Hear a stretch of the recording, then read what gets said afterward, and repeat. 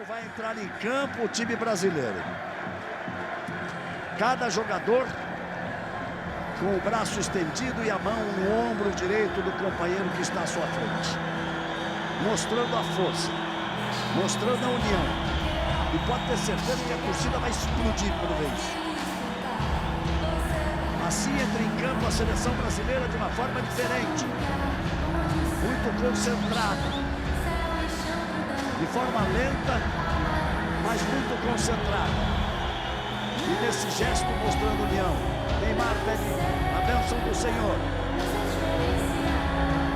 Para que ele possa fazer uma grande apresentação.